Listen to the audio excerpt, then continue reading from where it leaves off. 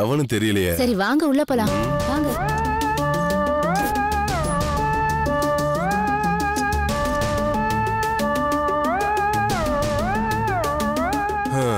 எவனோ வேணும்னு தான் நம்ம வீட்டு காலிங் பெல் அடிச்சு நம்ம தூக்கத்தை டிஸ்டர்ப் பண்றான். அவன் மட்டும் என் கையில மாட்டட்டும், அவனை என்ன கதி ஆக்குறன்னு பாரு. சரி படுங்க. நேத்தா படுக்கிறது என் தூக்கம் எல்லாம் போச்சுடி.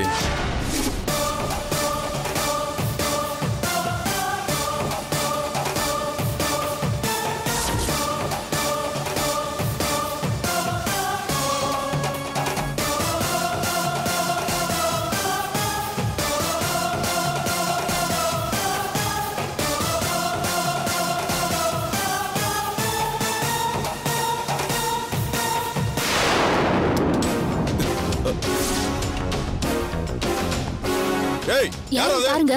டேய் யாரோ அது? டேய் யாரோ அது? டேய் யாரும் கேக்குறல? எவனா இருந்தாலும் சரி. டேய் யாரோ அது? டேய் யாரோ நீ?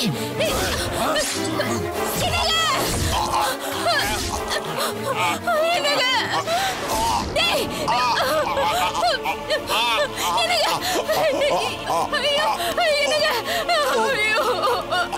என்னங்க இப்படி பண்ணிட்டாரு?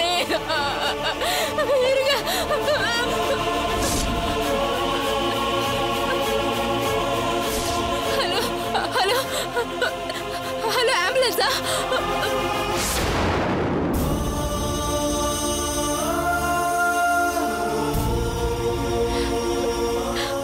5 நிமிஷத்துல ஆம்புலன்ஸ் வந்துருச்சு.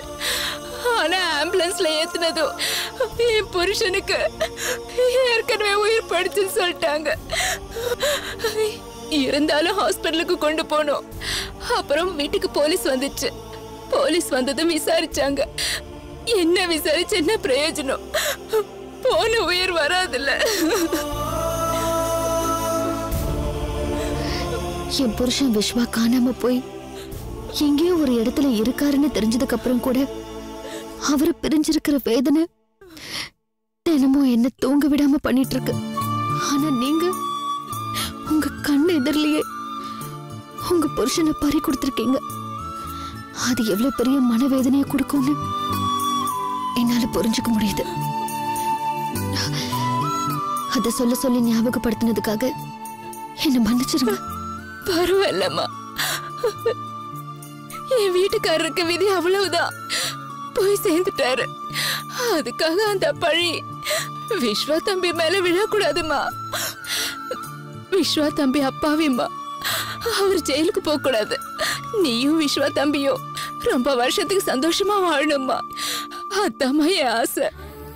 அதுக்காக தான் நான் போராடிட்டு இருக்கேன். உங்க புருஷனை குத்தி கொலை பண்ணிட்டு தப்பிச்சு போனவனை கண்டுபிடிச்சு கோர்ட்டு கொண்டு போய் ஒப்படைச்சாதான் விஸ்வா என்கிட்ட வந்து சேருவாரு. நீங்க பார்த்த வரைக்கும் சொல்லுங்க, கொலை பண்ணி தப்பிச்சு போன அந்த ரவுடிக்கு வயசு என்ன இருக்கும்? ஒரு சுமாரா 30-33 வயசு இருக்குமா. நேரம் அப்போ மூஞ்சி சரியா தெரியல. அவன் கைய பார்த்ததை வச்சு சொன்னா உன்னோட நேரம் தான் இருக்கும். ஒசரம் உன்னை விட 2-3 அங்கலும் ஜாஸ்தியா இருக்கும். ஆளு ஒல்லியாவும் குண்டாவும் இல்ல, ஒரு நடுவந்தரமா தான் இருந்தான். ஷர்ட் பேண்டா இல்ல லுங்கி பனியன் மாதிரி வேற ஏதாவது? பேண்ட் தான் போட்டிருந்தான். இப்போ பசங்க எல்லாம் போடுறாங்களா, அது என்னது? ஜீன்ஸ் பேண்டா? ஆமா ஆமா, ஜீன்ஸ் பேண்ட் தான். அப்புறம் கை வச்சு காலர் வச்சு ஒரு ஷர்ட் மாதிரி போட்டிருந்தான். டி ஷர்ட்டா? ஆமா ஆமா அதேதான். முகத்துல கொஞ்சம் தாடி இருந்த மாதிரி இருந்தது. எல்லாமே மங்களாதான் ஞாபகத்துல இருக்கு. ராத்திரியா இருந்ததுனால பளிச்சுன்னு தெரியல. அவனை ஒத்து பாக்குறதுக்கும் எனக்கு நேரம் இல்ல. அவனை பாப்பேனா என் வீட்டுக்காரரை பாப்பேனா?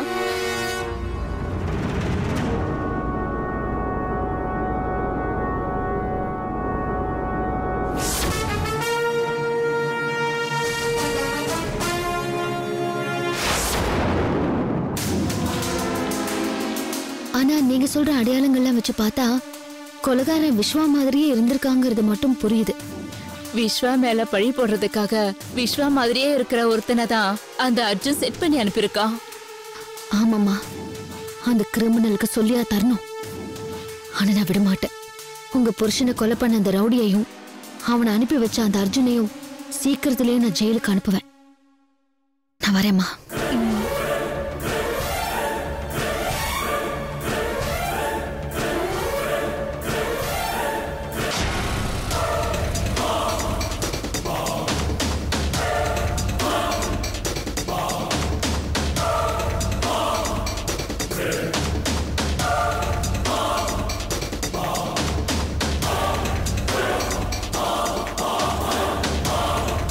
பேசினபடி யாருக்கு காசு தர்றது? இறங்கினதுக்கு அப்புறம் அவங்க இஷ்டத்துக்கு பேசுறாங்க. ஆமா, எங்க கொடுக்குறாங்க? என்னம்மா சவாரியா? எங்க போனோம்? உட்காருங்க. சாரி, எனக்கு ஆட்டோ வேண்டாம். இங்க யாரு நைட்டு மட்டும் ஆட்டோ ஓட்டுவீங்க? என்னம்மா நைட்டு சவாரி போறதுக்கு இப்பவே புக் பண்ணலாம்னு நினைச்சு வந்துட்டீங்களா? இல்ல, ஒரு தகவல் தெரிஞ்சுக்கணும், அதான். நைட் ஆட்டோ ஓட்டுறவங்ககிட்ட நீங்க என்ன தகவல் தெரிஞ்சுக்கணும்? நீங்க என்ன பத்திரிகை நிருபரா? உங்க பத்திரிகையில் எதுனா எழுத போறீங்களா? அதெல்லாம் ஒன்றும் இல்லை, இது வேற விஷயம். சரி சரி, இந்த ஆட்டோ நிக்கிறது பாருங்க. அங்க சேகர்னு ஒரு டிரைவர் படுத்திருப்பாரு. இந்த ஏரியாவிலே நைட் சவாரி ஓட்டுறதா அவர் ஒருத்தர் தான். அவரை போய் பாருங்க. ரொம்ப தேங்க்ஸ்ங்க.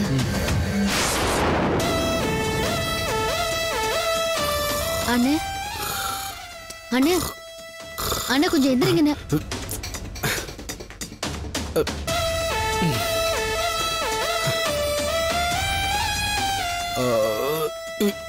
என்னம்மா நல்ல தூக்கத்துல வந்து இது நைட் ஆட்டோமா?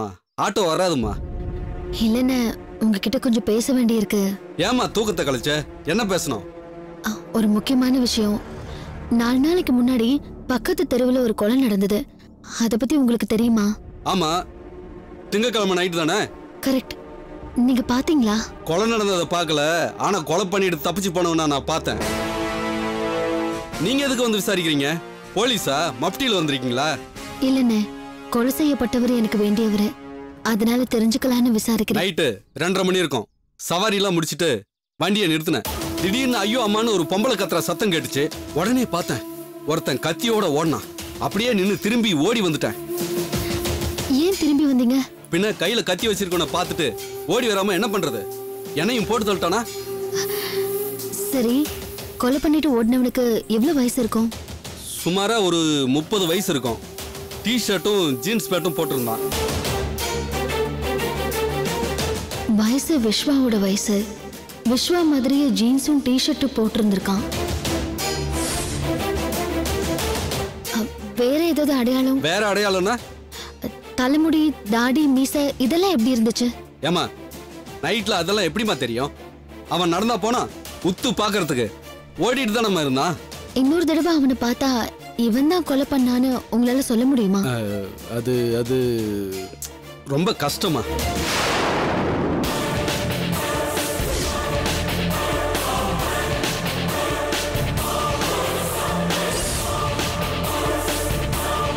சொல்லியா? சார், இவன் தான் சார்.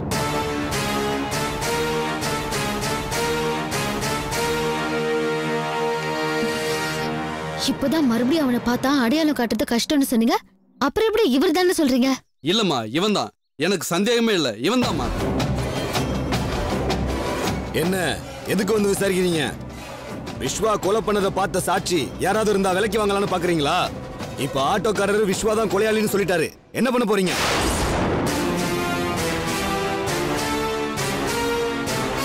இதுக்கப்புறமும் நீங்க விஸ்வாவை மறைச்சு வச்சிருக்கிறது ரொம்ப தப்பு. உடனே வந்து விஸ்வாவை சரண்டராக சொல்லுங்க, இல்லன்னா அவர் இருக்கிற அட்ரஸ சொல்லுங்க. என்ன நம்புங்க சார், சத்தியமா எனக்கு தெரியாது. நாங்களும் விஸ்வாவை தேடிட்டு தான் இருக்கோம். இல்ல, போய் சொல்றீங்க. இதுக்காக நீங்க பெருசா விலை கொடுக்க வேண்டியது இருக்கும், அது மட்டும் உறுதி.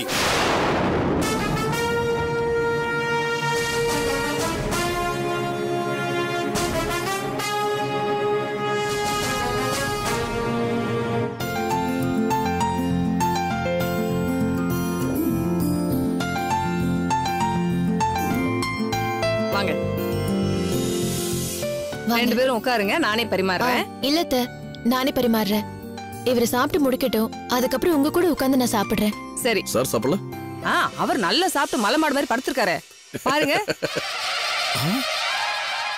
என்னத்த முருங்கைக்காய் சாம்பார், முருங்கைக்காய் கூட்டு, முருங்கைக்கீரை பொரியல், முருங்கைப்பூ மசியல், ஒரே முருங்கைக்காய் மயமா இருக்கு.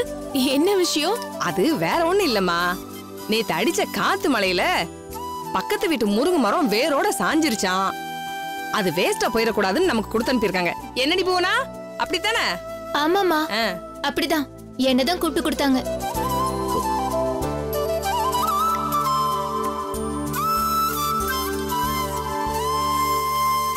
போதும் போதும் போதும், சாப்பிடுங்க தம்பி. நீ வேறையா? போதும் விடு. சூப்பரா இருக்கு, நிஜமாவே ரொம்ப நல்லா இருக்கு. முருங்கா பக்கத்து வீட்டு தான் இருக்கலாம், ஆனா சமைச்சது யாரா இருந்தாலும் ரொம்ப நல்லா சமைச்சிருக்காங்க.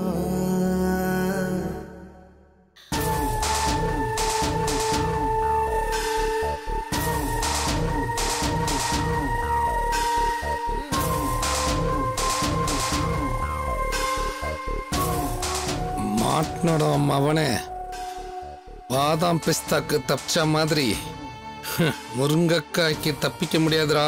முருங்கக்காய் எவ்வளோ பெரிய உலக மகா சமாச்சாரம்னு ஒட்டுமொத்த தமிழ்நாட்டுக்கே தெரியும். ஏன் பெங்களூருக்கும் தான்டா தெரியும். ஜடாமுடி வளர்த்த முனிவராக இருந்தாலும் முருங்கைக்காய்க்கு பலியாகி தான்டா தீரணும். இன்னைக்கு உன் விரதம் களைய போறது உறுதி. அப்பா சார் வணக்கம் சார். வாங்க மேனேஜர், என்ன ஃபைலும் கையுமா வந்திருக்கீங்க? Any problem? எல்லாம் நல்ல விஷயமா தான் சார் வந்திருக்கேன். எம்டி சாரை பார்க்கணும், இருக்காரா? என் மச்சான தானே? இல்லை சார், விஸ்வாஸ் சாரை பார்க்க வந்தேன். ஓ, விஸ்வாவை எம்டினே முடிவு பண்ணிட்டீங்களா? என்ன விஷயமா வந்திருக்கீங்க? உங்களுக்கு தெரியாதா சார், நம்ம கம்பெனி லோகோவையும் நம்ம தயாரிக்கிற எல்லா மில்க் ப்ராடக்டோட கவர் டிசைனையும் மாற்ற சொல்லிட்டாரு. அதை மாற்றி சர்வே எடுத்து ஃபைனல் பண்ணி கொண்டு வந்திருக்கேன். நம்ம புது எம்டி சார் அதிரடியான முடிவுலாம் எடுக்க ஆரம்பிச்சாரோ?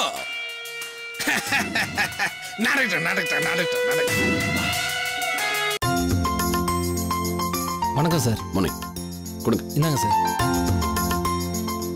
என்ன விஸ்வா, வீட்டுல உட்காந்துக்கிட்ட ஃபேக்டரி ரிமோட் கண்ட்ரோல்ல ரன் பண்ணிட்டு இருக்க? எங்க வச்சிருக்க அந்த ரிமோட்டை? ரிமோட் கண்ட்ரோல் என்னோட லேப்டாப் தான் சார். அது ஒண்ணு வச்சுதான் எல்லாத்தையுமே கண்ட்ரோல் பண்ணிட்டு இருக்கேன். பெரிய ஆளா இருக்கியே. பாரம்பரியமா இருக்கிற லோகோவெல்லாம் எதுக்குப்பா மாத்த சொன்ன? ரீவாம்பிங், சேல்ஸ் இன்க்ரீஸ் பண்றதுக்காக சார். அதையெல்லாம் மாத்தினா எப்படி சேல்ஸ் அதிகமாகும்? ஏன் சார் முடியாது? அதாவது ப்ராடக்ட் குவாலிட்டியா இருக்கணும் அப்படிங்கிறது ரொம்ப முக்கியம், இல்லைன்னு சொல்லல, அதான் அடிப்படை. ஆனா அது மட்டுமே பத்தாது. இன்னைக்கு இருக்கிற மார்க்கெட்ல, இன்னைக்கு இருக்கிற காம்படிஷனுக்கு எதுவுமே அட்ராக்டிவா இருக்கணும். பேக்கேஜிங், பிரசன்டேஷன் எல்லாமே அட்ராக்டிவா இருக்கணும். அப்பதான் அது பப்ளிக்கை போய் ரீச் ஆகும். அதுக்கப்புறம் தான் ஒரு பொசிஷனிங் கிரியேட் ஆகும். அதுக்காக தான் லோகோ ஒரு 5 டிசைன் பண்ண சொன்னேன். 5 டிசைன் பண்ண சொல்லி அந்த லோகோஸ் எல்லாத்தையும் ஊரா எடுத்துட்டு போக சொன்னேன். எஸ்பெஷலி நம்ம மார்க்கெட்ல வீக்கா இருக்கிற ஏரியாஸ் பூரா கொண்டு போய் சர்வே பண்ண சொன்னேன். ஒரு 27 டவுன்ஸ்க்கு போயிருக்காங்க. அந்த சர்வேல இந்த 3வது லோகோ இது பாருங்க, இதுதான் செலக்ட் ஆயிருக்கு. செலக்ட் இன் தி சென்ஸ் 90% மக்களுக்கு பிடிச்சது இந்த லோகோ தான். இது டைரக்டா நேரடியா போய் பீப்புளே அப்ரோச் பண்ணி கேட்டிருக்கோம். இதுவே ஒரு பிராண்ட் ரீகால், இதுவே ஒரு ப்ராடக்ட் ப்ரமோஷன். வேற யாருமே இந்த மாதிரிலாம் பண்ணதே கிடையாது. மக்களே டைரக்டா அவங்களுக்கு பிடிச்சிருக்குன்னு இந்த லோகோ செலக்ட் பண்ணிருக்காங்க. இனிமே இதுதான் லோகோ நமக்கு. ஸோ அப்போ அந்த ஊர் மக்கள்லாம் என்ன நினைப்பாங்க, நாம செலக்ட் பண்ண லோகோவை போட்டிருக்காங்க, இனிமேல் இதைத்தான் வாங்கணும், இந்த ப்ராடக்ட் நம்ம ப்ராடக்ட் அப்படின்னு ஒரு அஃபினிட்டி கிரியேட் ஆகும். அதனால லோகோவையும் பாக்கெட் டிசைனையும் மாத்திருக்கேன். ஸோ இனிமே இதுதான் நம்ம ப்ராடக்டுடைய லோகோ டிசைன். ஓகே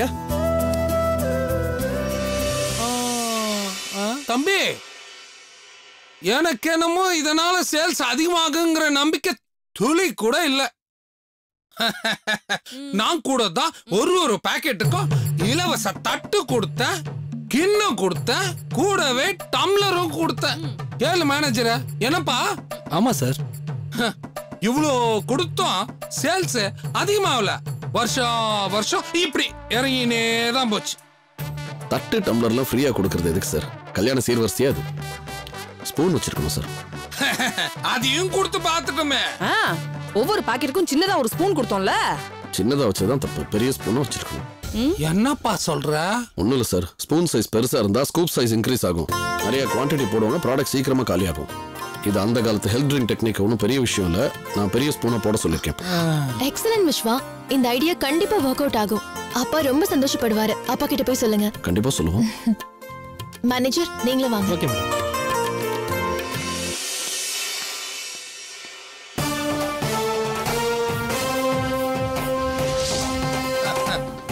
போட அப்போ 10 மாசம் வரைக்கும் நீ என்ன 100 புரட்சி பண்ணாலும் எல்லாமே எங்களை தாண்டா வந்து சேரப்போகுது. சரியா சொன்னீங்க. போடு. ஐயோ வலிக்குதா? மாலதி, ரேவதி போய் பாத்தியா? இல்ல. சரி, போன் பண்ணியாவது பேசுனியா? இல்ல, நான் எதுக்கு அவளை போய் பார்க்கணும் பேசணும்? என்ன இப்படி சொல்லிட்ட? நந்தினி ரேவதியை பத்தி உங்க அப்பா அம்மா கிட்ட என்ன மாதிரி குத்தங்குறை சொல்லிருக்கான்னு தெரிஞ்சுக்க வேண்டாமா? வேண்டாம் அத்தை. நந்தினி பத்தியும் உங்க பையனை பத்தியும் என்கிட்ட பேச வேண்டான்னு நான் எவ்வளவு தடவை உங்ககிட்ட சொல்லிருக்கேன். ஆமாமா, அது இந்த மரமண்டைக்கு புரியவே மாட்டேங்குது. நான் என்ன பண்ணட்டும்? சரி, அதை விடு. உன் விவாகரத்து விஷயத்தை பத்தி பேசலாம். நந்தினி சுந்தரம் போலீஸ் ஸ்டேஷன்ல இருந்து வீட்டுக்கு போயிட்டாங்க. என்னைக்கு அவங்கள கோர்ட்டு கூட்டிட்டு போற? வக்கீல் கிட்ட பேசினேன். அவங்க இப்ப பிஸியா இருக்காங்களா? 2-3 நாள் கழிச்சு நான் உனக்கு போன் பண்றேன், எப்போ கூட்டிட்டு வரணும்னு சொல்றேன், அப்போ கூட்டிட்டு வந்தா போதும்னு சொல்லிட்டாங்க. நீ கூப்பிடுற அன்னைக்கு அவன் வருவான்னு எனக்கு தோணல. அவன் நிச்சயமா வரமாட்டான். வரலன்னா எப்படி வர வைக்கணும்னு அதுக்கப்புறமா யோசிச்சுக்கலாம். அதெல்லாம் விடுங்க அத்தை. சரி, அதை விடு. உங்க அப்பா ரேவதிக்கு கொடுத்த மாதிரி உனக்கும் 1 லட்சம் ரூபாய் கொடுக்கறேன்னு சொன்னத நீ ஒரேடியா வேண்டான்னு சொன்னது ரொம்ப தப்புன்னு இப்ப என் மனசுக்கு படுது. நீ வாங்கி அதுல இருந்து 1 ரூபாய் கூட செலவு பண்ண வேண்டாம். அப்படியே கொண்டு போய் உன் பொண்ணு பேர்ல டெபாசிட் பண்ணிட்டா நாளைக்கு அது உனக்கு அவசரத்துக்கு கை கொடுக்கும் இல்லையா? அதை யோசிச்சா என்ன? ஏன் அத்தை மறுபடியும் புரிஞ்சுக்கவே மாட்டேங்கிறீங்க? நான் வேற, என் பொண்ணு வேறையா? எனக்கு வேண்டானா அது என் பொண்ணுக்கும் வேண்டாம் தான் அர்த்தம். உயிரே போதுன்னா கூட நந்தினி வீட்டுல இருந்தோ எங்க அப்பா அம்மா வீட்டுல இருந்தோ கிடைக்கிற ஒரு சொட்டு தண்ணி கூட என் வாயில படக்கூடாது. அந்த உறவு முறிஞ்சு போனதுதான். இனிமே ஒட்ட வைக்கவே முடியாது. எனக்காக ஒருத்தவங்க இருக்காங்கன்னா அது நீங்க மட்டும்தான். நீங்க இன்னொரு தடவை என் கடைசி தங்கச்சிக்கிட்டையும் எங்க அப்பா அம்மா கிட்டையும் நீ பேசி உறவு வச்சுக்கோன்னு சொன்னீங்கன்னா அப்புறம் நான் உங்களையும் விட்டு போயிடுவேன். எனக்கு யாரும் இல்லாம போறத பத்தி நான் கவலைப்படவே மாட்டேன்.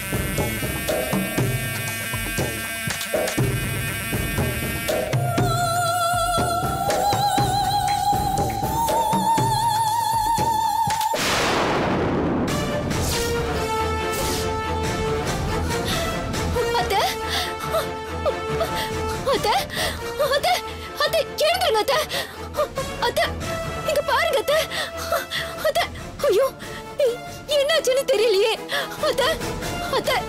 ஐயோ கடவுளே, நான் எப்படி ஹாஸ்பிடல் கூட்டிட்டு போவேன்? ஐயோ என்ன பண்ணுவேன்? யாராவது வாங்கல. நிறுத்துங்க, கொஞ்சம் வாங்கல.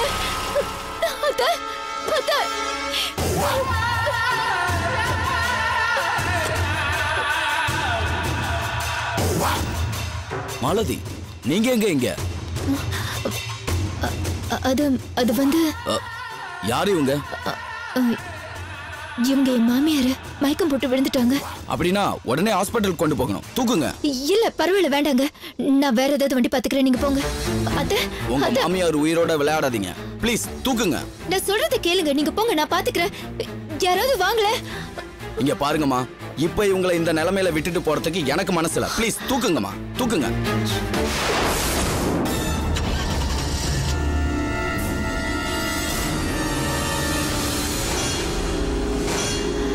சார் கொஞ்சம் சீக்கிரம் போங்களேன். போறேம்மா.